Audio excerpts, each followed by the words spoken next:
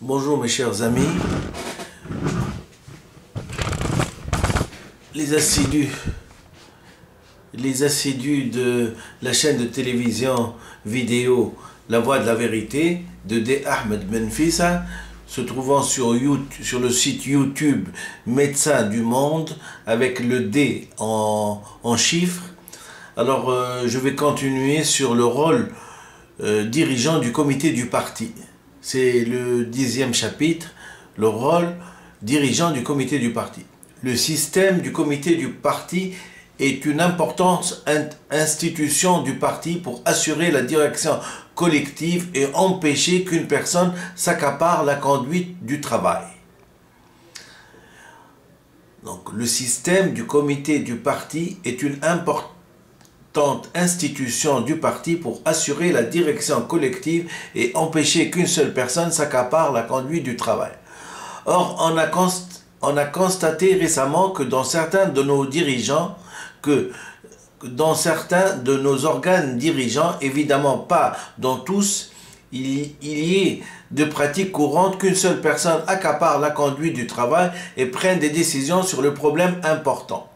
Ce n'est pas la réunion du comité du parti qui décide des solutions à donner à d'importants problèmes, mais une seule personne. Et les membres du comité du parti ne sont pas là que pour la forme. Les divergences de vues entre les membres du comité ne peuvent être résolues et sont laissées longtemps en suspens. Les membres du comité du parti ne maintiennent entre eux qu'une unité de forme et non de fond. Il faut changer cet état de choses. Le rôle dirigeant du comité du parti. Désormais, il faut qu'un bon système de réunion du comité du parti soit établi partout. Des bureaux du comité central aux comités préfectoraux, des comités de front aux comités de brigade et aux régions militaires, sous commission de la commission militaire révolutionnaire du parti ou groupe de dirigeants, ainsi qu'aux groupes dirigeants du parti dans les organes gouvernementaux et les organes populaires dans l'agence d'information et les journaux. Donc désormais, il faut qu'il y ait un bon système de réunion du comité du parti, soit établi partout. Des bureaux du comité central aux comités préfectoraux, des comités de front, aux comités de brigade et aux régions militaires, sous commission de la commission militaire révolutionnaire du parti ou groupe dirigeant, ainsi qu'aux groupes dirigeants du parti dans les organes gouvernementaux et les organisations populaires dans l'agence d'information et des journaux. Ceci est la hiérarchisation de l'organisation des gens qui dirigent. Donc il faut qu'il y ait un bon système de réunion. Chacune doit avoir un bon système de réunion où c'est la collectivité et non pas un seul qui dicte sa loi. Tous les problèmes importants, évidemment pas les questions sans conséquences, ni les problèmes dans la solution discutée en réunion a déjà fait l'objet d'une décision qui ne demande plus qu'à être exécutée, doivent être soumis au comité pour discussion. Il faut que les membres présents expriment leurs vues sans réserve et arrivent à des décisions précises, dont l'exécution sera assurée respectivement par les membres intéressés. Le rôle dirigeant du comité du parti. Les réunions du comité du parti doivent être de deux sortes. Réunions du comité permanent et réunions en séance plénière. Et il ne faut pas les confondre. De plus, retenons ceci, la direction collective et la responsabilité personnelle sont également indispensables. Il ne faut négliger ni l'une ni l'autre. Dans l'armée, pendant les opérations ou quand les circonstances l'exigent, les chefs responsables ont le droit de prendre des décisions d'urgence. Vive la République populaire de Chine. Le rôle dirigeant du comité du parti. Réaffirmer le système du comité du parti, 20 septembre 1948, œuvre choisie de Mao Tse-tung, tome 4. Le secrétaire du comité du parti doit savoir être un bon chef d'escouade. Un comité du parti a de 10 à 20 membres. Il est comparable à une escouade dans l'armée et le secrétaire est comme le chef d'escouade. Bien conduire cette escouade, c'est certes pas facile. Actuellement, chacun des bureaux ou des sous-bureaux du comité central a une vaste région sous sa direction et assume de très lourdes tâches.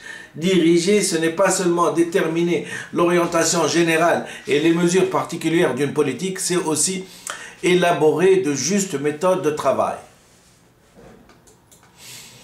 Le rôle dirigeant du comité du parti, même si l'orientation générale et les mesures particulières sont justes, des problèmes peuvent encore se poser si on ne prête pas attention aux méthodes de travail. Pour accomplir sa tâche qui est de diriger, un comité du parti doit compter sur les hommes de l'escouade et les mettre à même de jouer pleinement leur rôle. Pour être un bon chef d'escouade, il faut que le secrétaire étudie sans relâche et examine les questions de fond.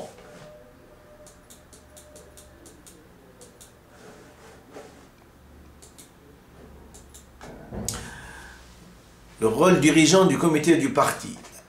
Un secrétaire ou un secrétaire adjoint arrivera difficilement à diriger comme il faut les hommes de son escouade. S'il ne prend pas soin de faire du travail de propagande et d'organiser parmi eux, ne sait pas entretenir de bons rapports avec les membres du comité ou n'étudie pas les moyens de conduire avec succès une réunion. Si tous les hommes de l'escouade ne marchent pas du même pas, ils ne peuvent compter diriger des millions de gens dans le combat et l'édification. Bien entendu, les relations entre le secrétaire et les membres du comité sont celles où la minorité doit se soumettre à la majorité. Elles sont donc différentes des relations entre un chef d'escouade et ses hommes. Nous avons parlé ici que par analogie. Le rôle dirigeant du comité du parti. Méthode de travail du comité du parti, œuvre choisie de Mao Tse-tung, tome 4, du 13 mars 1949. Mettez les problèmes sur le tapis. C'est ce que doivent faire non seulement le chef d'escouade, mais aussi les membres du comité. Ne faites pas de critiques par derrière. Dès qu'un problème se pose, convoquez une réunion. Mettez-le sur la table, discutez-le, prenez des décisions et le problème sera résolu. Si des problèmes existent, mais ne sont pas sur le tapis, ils resteront longtemps sans solution et pourront même traîner des années durant. Le chef de squad et les membres du comité doivent se montrer compréhensibles dans leurs relations mutuelles. Le rôle dirigeant du comité du parti. Il n'y a rien de plus important que la compréhension, le soutien et l'amitié entre le secrétaire et les membres du comité, entre le comité central et les bureaux, ainsi qu'entre les bureaux du comité central et les comités du territoire du parti. Le rôle dirigeant du comité du parti. Méthode de travail du comité du parti. 13 mars 1949. Œuvre choisie de Mao Tse-tung, tome 4. Échanger les informations. Autrement dit, les membres d'un comité du parti doivent se tenir mutuellement au courant. Échanger leurs points de vue sur les choses qui sont parvenues à leur connaissance. Cela est fort important pour trouver un langage commun. Or, certains ne font pas comme l'a dit Laos, ils ne se fréquentent pas dans leur vie, bien que les coqs qui chantent et les chiens qui aboient chez les uns puissent être entendus chez les autres. Il en résulte que le langage commun leur fait défaut. Méthode de travail du comité du parti du 13 mars 1949, œuvre choisie de Mao Tse-tung. Consultez les camarades des échelons inférieurs sur ce que vous ne comprenez pas ou ne connaissez pas et n'exprimez pas à la légère votre approbation ou votre désapprobation. Il ne faut jamais prétendre connaître ce qu'on ne connaît pas et il ne faut pas avoir honte de consulter ses inférieurs, mais savoir prêter l'oreille aux avis des cadres et des échelons inférieurs. Soyez élève avant d'être maître. Consultez les cadres des échelons inférieurs avant d'émettre des ordres. Dans ce que disent les cadres des échelons inférieurs, il y a du juste et du faux. Nous devons en faire l'analyse. Les idées justes, nous devons les écouter et les suivre. Les avis erronés qui viennent d'en bas, nous devons aussi les écouter. Ce serait une erreur de ne pas les écouter du tout. Mais Au lieu de les suivre, il faut les critiquer.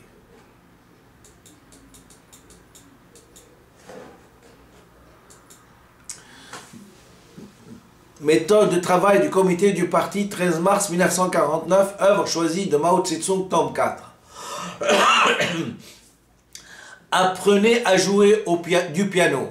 Pour jouer du piano, il faut mouvoir ses 10 doigts. On n'y arrive pas avec quelques doigts seulement et laissant les autres immobiles. Cependant, si on appuie les 10 doigts à la fois, il n'y a pas de mélodie non plus.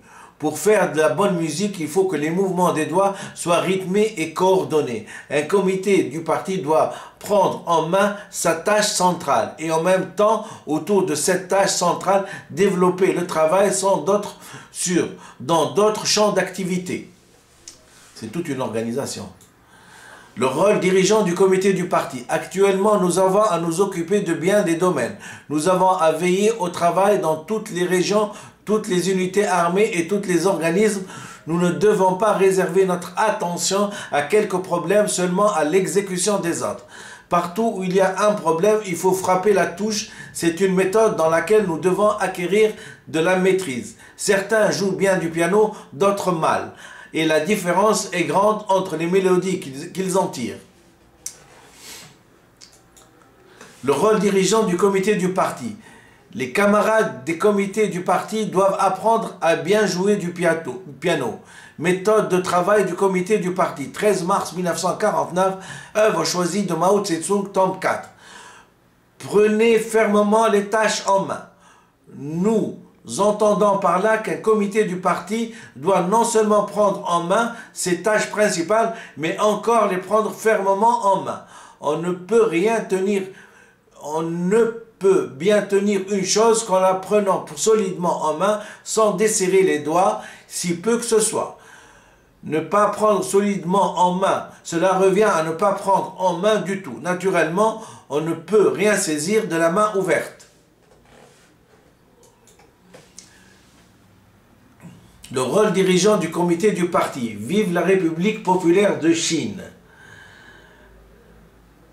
Et lorsqu'on ferme la main, mais sans la serrer fort, on a l'air de tenir une chose et pourtant on ne l'a pas vraiment saisie. Il y a de nos camarades qui prennent certes en main des tâches principales, mais comme ils ne prennent pas solidement en main, ils ne peuvent faire du bon travail. Ça n'ira pas si vous ne prenez pas les tâches en main, ça n'ira pas non plus si vous ne les prenez pas en main fermement. Le rôle dirigeant du comité du parti. Méthode de travail du comité du parti, 13 mars 1949, œuvre choisie de Mao Tse-tung, tome 4. Ayez les chiffres en tête. Cela signifie que nous devons prêter attention à l'aspect quantitatif d'une situation ou d'un problème et faire une analyse quantitative fondamentale. Toute qualité se manifeste par une quantité déterminée et sans quantité, il ne peut y avoir de qualité.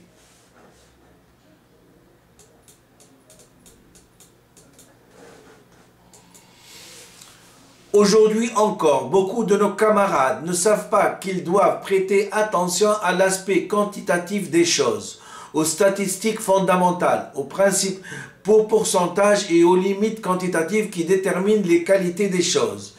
Ils ont des chiffres en tête pour rien. Il en résulte qu'ils ne peuvent éviter de faire erreur. Méthode de travail du comité du parti, 13 mars 1949, œuvre choisie de Mao Tse-tung, tome 4. Avis à la population. Il faut annoncer les réunions d'avance, comme si on en affichait un avis à la population pour que chacun sache ce qui va être discuté et quels problèmes sont à résoudre, et que chacun s'y prépare aussitôt. Dans certains endroits, les réunions des cadres sont convoquées sans que rapports et projets de résolution soient prêts. On les improvise tant bien que mal. Lorsque les participants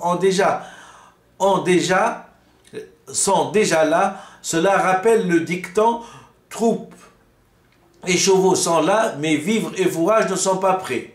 Cette façon de s'y prendre n'est pas bonne. Ne vous hâtez pas de convoquer des réunions si elles ne sont pas bien préparées. Méthode de travail. Le rôle dirigeant du comité du parti. Méthode de travail des comités du parti. Œuvre choisie de Mao Tse-tung, tome 4. Moins de troupes, mais de meilleures. Et simplifier l'administration. Causeries, discours, articles et résolutions doivent être saisis et concis. De même, les réunions ne doivent pas être longues. Méthode du travail des comités du parti. Œuvre choisie de Mao Tse-tung, tome 4. Soyez attentifs à collaborer dans l'unité avec les camarades dont les vues diffèrent des vôtres. Dans les organismes locaux, aussi bien que dans l'armée, il faut prêter attention à ce principe qui s'applique également à nos relations avec les personnes en dehors du parti. Nous sommes venus de tous les coins du pays et nous devons savoir collaborer dans l'unité, non seulement avec les camarades qui partagent nos vues, mais aussi avec ceux qui ont des vues différentes. Méthode du travail des comités du parti, 13 mars 1949, œuvre choisie de Mao Tse-tung, tome 4. Gardez-vous d'être orgueilleux, c'est une question de principe pour tous les dirigeants. Et c'est aussi une condition importante pour le maintien de l'unité. Même ceux qui n'ont pas commis de fautes graves et qui ont obtenu de grands succès dans leur travail ne doivent pas être orgueilleux. Le rôle dirigeant du comité du parti. Méthode de travail du comité du parti, 13 mars 1949. Œuvre choisie de Mao Tse-tung, tome 4. Tracer deux lignes de démarcation. D'abord entre la révolution et la contre-révolution, entre Yan'an et Xi'an. Yan'an étant le siège du comité central du Parti communiste chinois de janvier 1937 à mars 1947. Xi'an était le centre de la domination réactionnaire du Kuomintang dans la Chine du Nord-Ouest. Le camarade Mao Tse-tung fait ici de ces deux villes les symboles de la révolution et de la contre-révolution.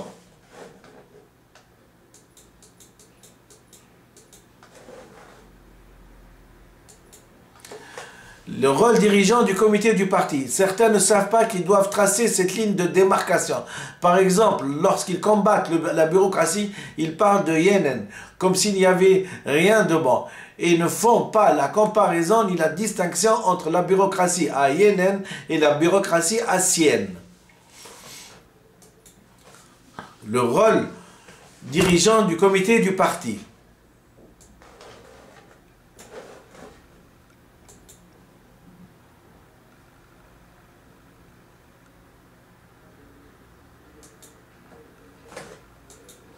Ils commettent ainsi une erreur fondamentale. Ensuite, dans les rangs de la révolution, il est nécessaire de tracer une ligne de démarcation entre ce qui est juste et ce qui est faux, entre ce qui est le succès et ce qui est insuffisance, et de plus de discerner lesquels des deux l'emportent. Par exemple, le succès sont-ils de l'ordre de 30% ou de 70%? Pas de sous-estimation ni de surestimation. Il faut évaluer globalement le travail d'une personne et établir si ses succès sont de 30% et ses erreurs de 70%. Ou l'inverse, si les succès sont de 70% et le travail de cette personne doit être approuvé par l'essentiel. Il est tout à fait faux de dire que les erreurs l'emportent quand ce sont au contraire des succès. Par exemple,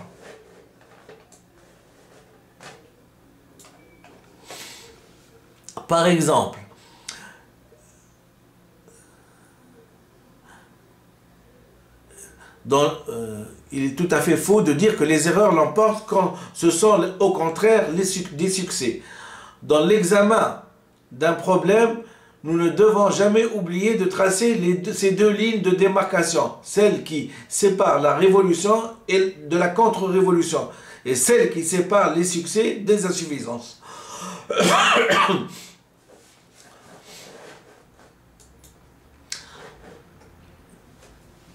Vive la République populaire de Chine, le rôle dirigeant du comité du parti.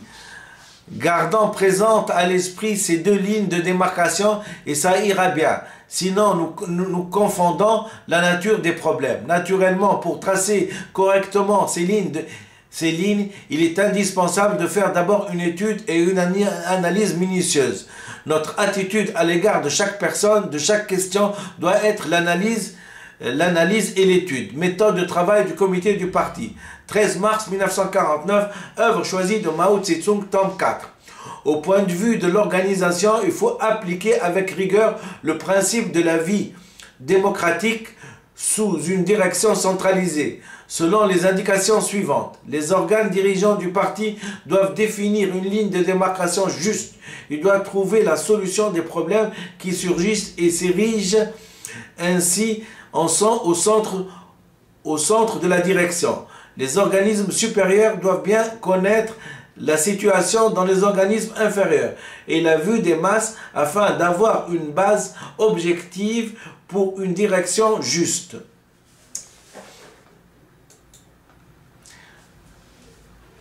Les organismes du parti aux différents échelons ne doivent pas prendre des décisions à légère. Une fois la décision prise, elle doit être appliquée avec fermeté. Toutes les décisions importantes des organismes supérieurs du parti doivent être portées rapidement à la connaissance des organismes inférieurs et de la masse des membres du parti. Les organismes inférieurs du parti et la masse des membres du parti doivent discuter en détail les directives des organismes supérieurs, en saisir tout le sens et déterminer les méthodes à suivre sans les exécuter. Élimination des conceptions erronées dans le parti. Décembre 1929, œuvre choisie de Mao Tse-tung, tome 1.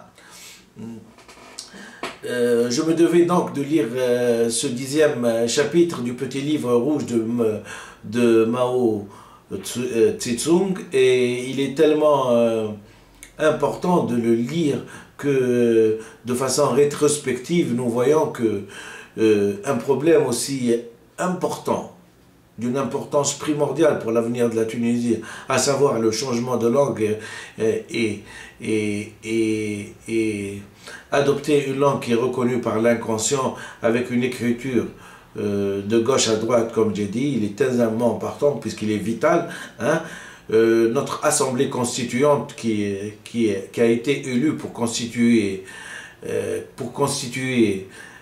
une constitution, pour écrire une constitution, ne l'a plus évoquée et elle est en train de voguer et de paître à travers champs, hein, sans même pas avoir le courage de mettre sur la table le problème numéro un de la révolution,